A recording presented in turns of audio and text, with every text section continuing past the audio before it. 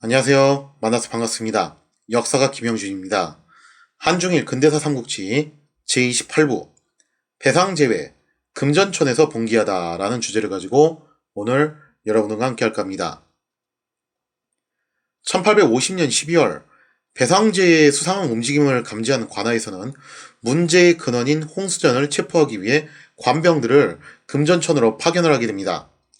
관병들은 처음에 쉽게 생각했을 거예요. 지난번에 풍운산을 체포했을 때도 그냥 순순히 체포를 당했거든요.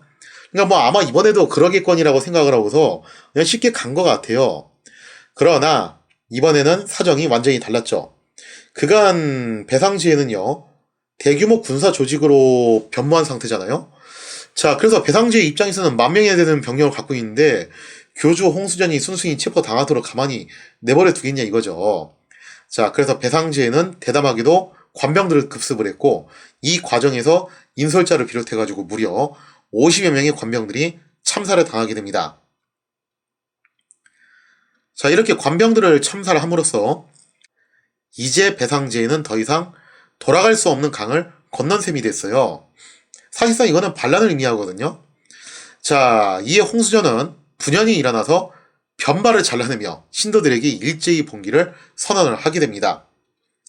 아래 사진에 보이시는 게 바로 변발인데요. 변발도 뭐 이제 청제국 초기, 후기 뭐 이렇게 좀 나눠가지고 스타일이 조금 달라지기는 해요.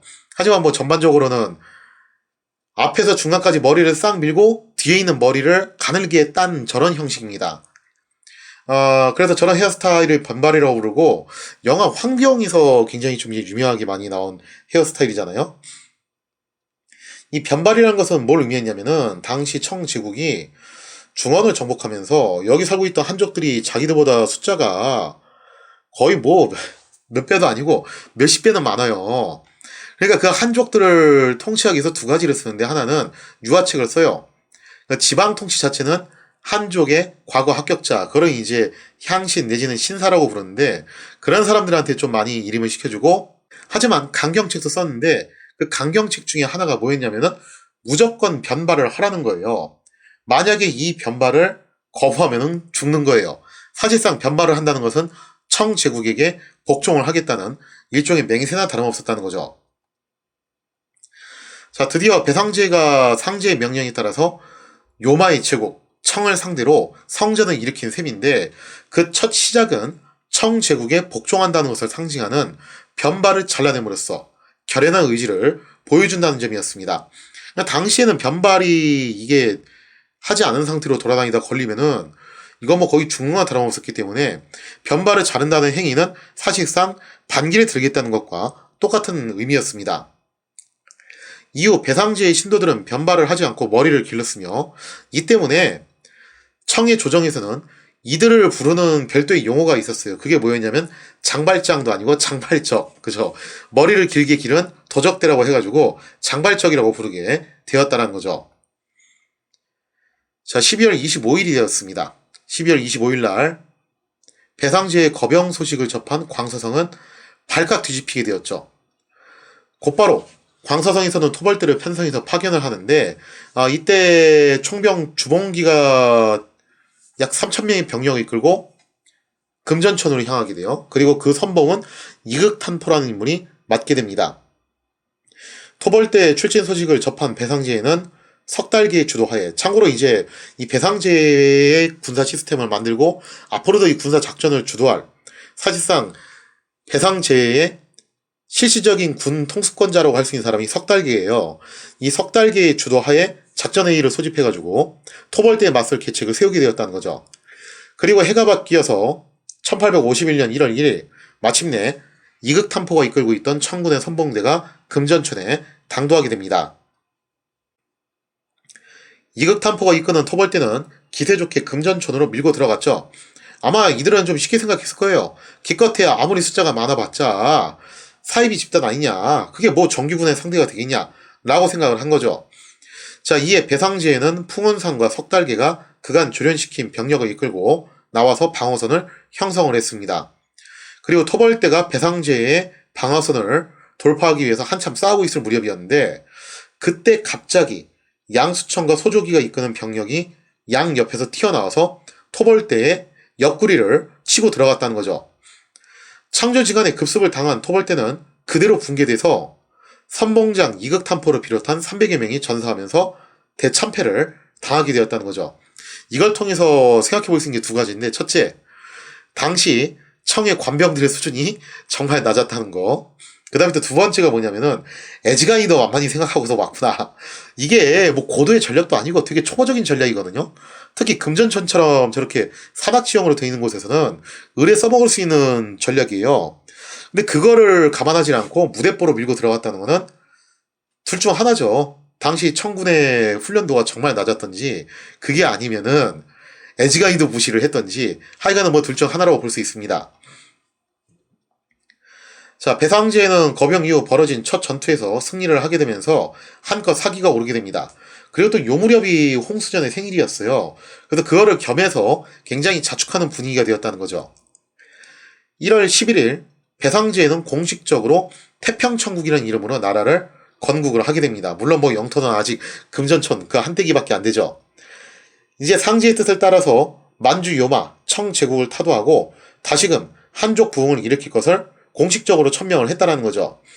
이로써 일개 사입이 교주였던 홍수전은 태평천국의 국가 원수가 되었고, 이후에는 이제 더 이상 교주가 아니라 천황으로 불리게 되었다라는 거죠. 자, 이렇게 태평천국이 건국이 되자 태평천국은 그 여세를 몰아서 금전천 앞에 위치한 신장강의 주요 포구인 강구를 점령하게 됩니다. 그리고 이 과정에서 천지의 수적 두목인 나대강이 2,000명의 무리를 이끌고 태평천국에 합류를 하게 돼요. 뜬금없이 천지에는 여기 왜 들어왔냐라고 하면요. 일단 명부는 서로 좀 공통적인 코드가 있어요. 그러니까 태평천국도 상제 명령을 받아가지고 만주 왕조를 타도하고 한족 부흥을 하겠다라는 것을 이제 천명을 했잖아요. 천지에도 마찬가지죠. 원래 천지에는 그런 목적으로 만들어졌죠. 만주 왕조를 타도하고 한족을 다시 부흥시키겠다. 그게 이제 천지가 내걸었던 슬로건이잖아요.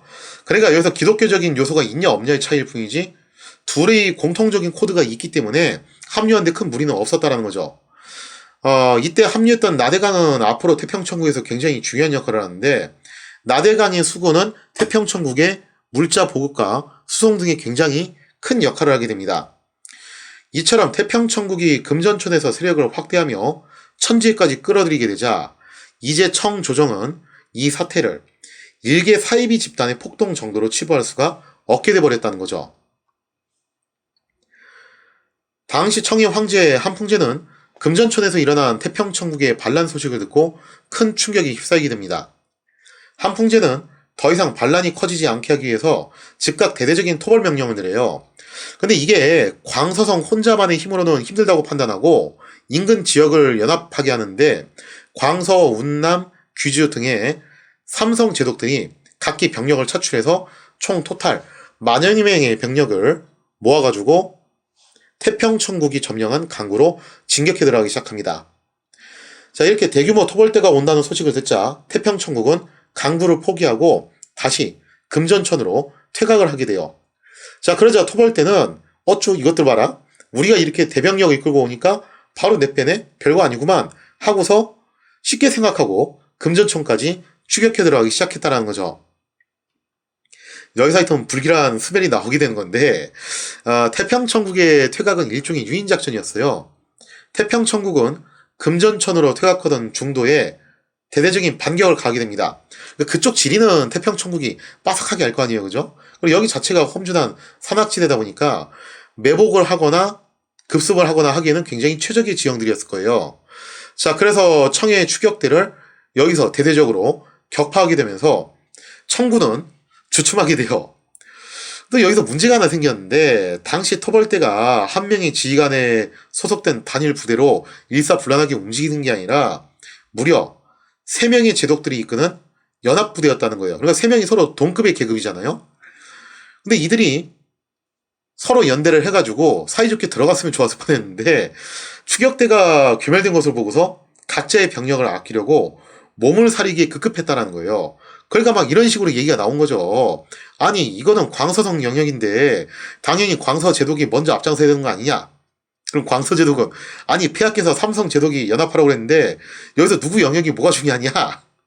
그러면서 이제 서로 티격태격 하면서 눈치 보고 몸살이고 그러게 급급했다라는 거예요. 자, 결국 토벌대는요, 누가 선봉에 서서 금전천으로 진입할 것인가? 여기에 대해서 문제를 해결을 하지 못합니다.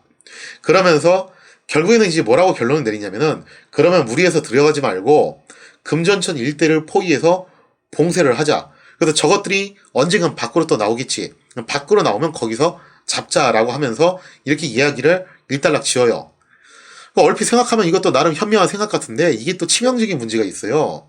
뭐가 문제였냐면은, 토벌대가 봉쇄한 곳은요, 금전천 바로 앞에 있는 입구라기보다는 좀 얘들이 몸을 사리는 바람에 멀찍이 떨어져서 주요 길목을 차단한 정도에 가까웠다는 거죠. 근데 여기서 문제가 되는 게 바로 이 부분입니다. 금전천 지형 자체가 여기가 험준한 산악지대다 보니까 앞에 있는 길목은 지금 현재 청해 토벌대가 차단을 했는데, 후방에 있는 산길, 진짜 비좁은 그런 산길들 있잖아요. 그런 데는 차단을 안 한 거예요. 물론 거기는 대규모 병력이 빠져나오기 힘든 지역이었겠죠. 하지만 이게 화근이 됩니다. 태평천국은요, 바로 이 후방의 산길을 통해서 얼마든지 세력 확장을 도모할 수가 있었다라는 거죠.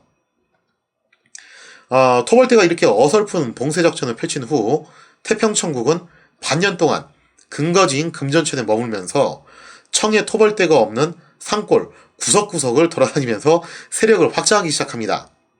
자, 그러면서 1851년 8월 16일, 대략 한 반년 정도의 세월이 지난 무렵이죠.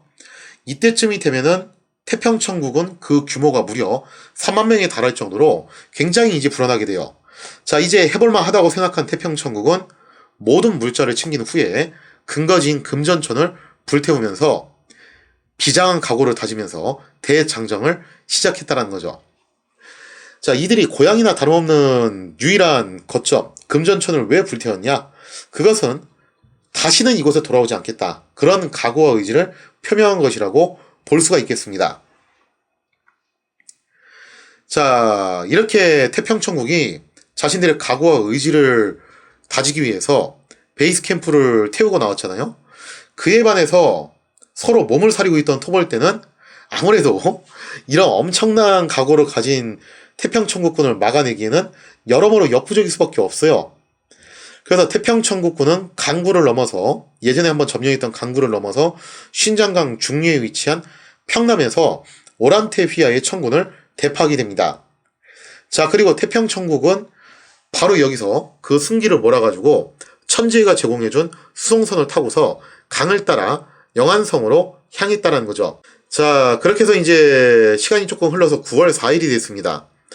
태평천국군은요, 영안성에 도착을 해서 맹렬한 공격을 퍼부으면서 약 한 20여일에 걸쳐서 공성전을 벌이게 돼요. 그리고 이 치열한 공성전 끝에 마침내 태평천국군이 영안성을 함락하게 되었다는 거죠. 이로써 태평천국군은 공식적인 성이라는 거점을 하나 얻게 됩니다. 자, 이렇게 태평천국군은 풍운의 첫 일보를 성공적으로 내딛게 되었는데, 앞으로 태평천국을 기다리고 있는 운명은 또 무엇이 있는가? 거기에 대한 이야기는 다음 시간에 이어서 계속하도록 하겠습니다.